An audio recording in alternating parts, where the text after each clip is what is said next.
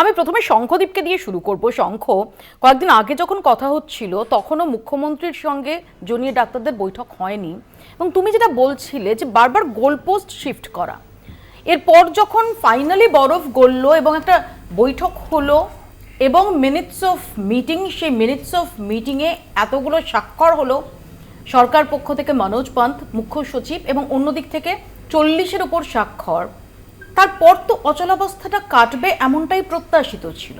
আমরা তো প্রত্যেক দিন নিত্য নতুন দাবি দেখছি। ইতিমধ্যে দোলাদি আমাদের সঙ্গে এসে যোগ দিয়েছেন, দোলা সেন। আমি শুধু শঙ্কর কাছে যাওয়ার আগে একটু দেখাই যে আজকে এই নবান্নে যাওয়ার আগে তারা কি জানাচ্ছেন।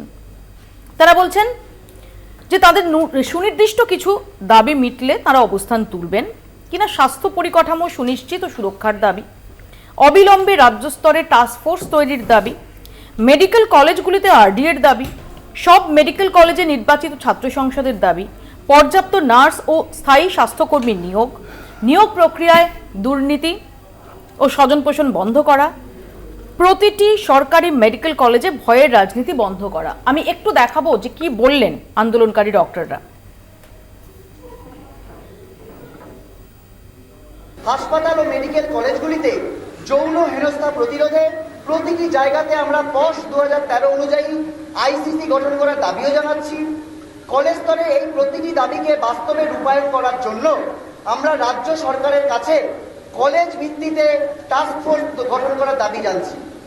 এই প্রতিটি টাস্কফোর্সে জুনিয়র ডাক্তারদের প্রতিনিধিত্ব রাখতে হবে, এও আমাদের দাবি।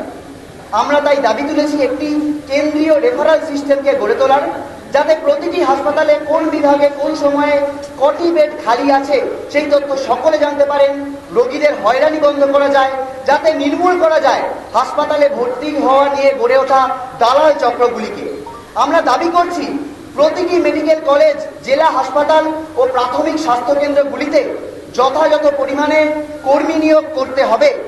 চুক্তিভিত্তিক কর্মী নিয়োগের বদলে স্থায়ী কর্মী নিয়োগের পদক্ষেপ নিতে হবে সরকারকে।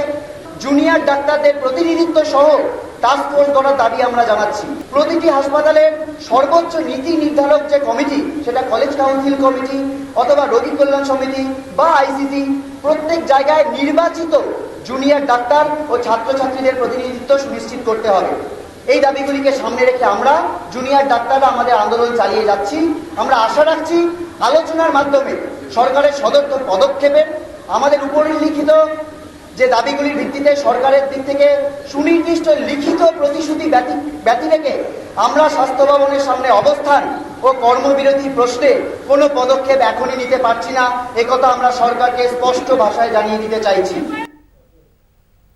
শঙ্খ, তুমি দিল্লিতে দীর্ঘদিন সাংবাদিকতা করেছো, আমাদের জাতীয় ইস্যু সংক্রান্ত এমনকি পররাষ্ট্র সংক্রান্ত একাধিক বৈঠক তুমি দেখেছো।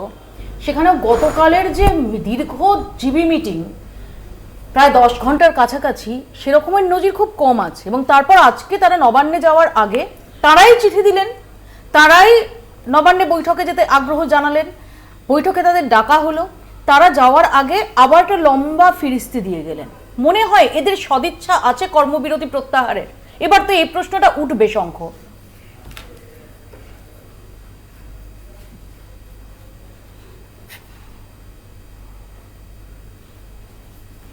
মৌপিয়া, এখানে আমার অনেকগুলো বিষয় তুমি বলেছো। ফার্স্ট পয়েন্টটা হচ্ছে যে দীর্ঘ জিবি মিটিং এটাই ইন্ডিকেট করে যে সেখানে নানাবিধ নানা মুনির নানা মত রয়েছে, মানে অনেকের অনেক রকম বক্তব্য রয়েছে। তারা অনেক বিষয়ে মানে একই সঙ্গে নেই। তা না হলে 10 ঘন্টা ধরে জিবি মিটিং প্রয়োজন হয় বলে আমার মনে হয় না। কিন্তু আমি এখানে প্রথমে একটা কথা জানিয়ে রাখি যে ডাক্তারদের যে দাবি, এটা নিয়ে আমার কোনো কন্ট্রাডিকশন নেই। তারা যা যা দাবি তুলছে সেগুলো আমি সব কথাতেই ন্যায্য বলে মনে করি। কিন্তু একই সঙ্গে এটা মনে রাখতে হবে যে একটা ফাইন লাইন আছে। এখনো পর্যন্ত এই যে কর্মবিরতি তুলে নেওয়া নিয়ে সাধারণ মানুষের মধ্যে খুব বেশি ক্ষোভ অসন্তোষ আমি দেখতে পাচ্ছি না। কিন্তু ফাইন লাইনটা কোথায়?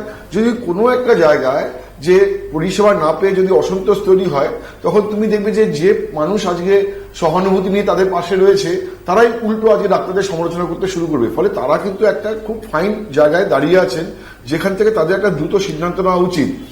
থার্ড একটা বিষয়, সেটা হচ্ছে তারা যে এত বড় একটা আন্দোলন করলেন, এবং সেখানে সরকারের একটা মেজর ক্লাইম ডাউন আমরা দেখতে পেলাম যে কলকাতা পুলিশ কমিশনারকে সরানো হলো, ডিএমই ডিএইচএস কে সরাতে সরকার বাধ্য হলো এবং সেখানে সরকার তার ইগো বিসর্জন যেটা করলো, সরকারের দিক থেকে একটা মেজর ক্লাইম ডাউন কিন্তু আমরা দেখেছি।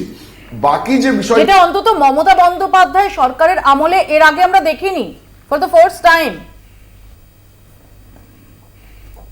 এই যে বিষয়গুলো আছে এবং এক সেকেন্ড মৌপিয়া, যে এই যে হ্যাঁ মেজর ক্লাইম ডাউন আমরা কখনো দেখিনি।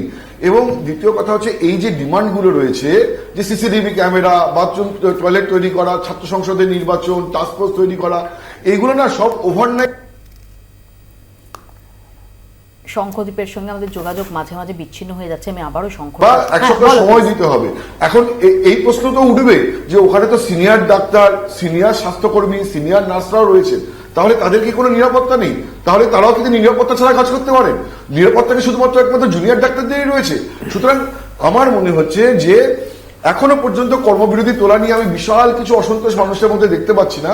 বা তাদেরও মনে রাখতে হবে মানুষ কিন্তু দুটো সাইডই দেখছে, গভর্নমেন্টের ক্লাইম ডাউনটাও দেখছে। ফলে এখন তাড়াতাড়ি করে কাজে ফিরে যাওয়াটাই আমার মনে হয় প্রুডেন্ট হবে, বুদ্ধিমত্তার কাজ হবে।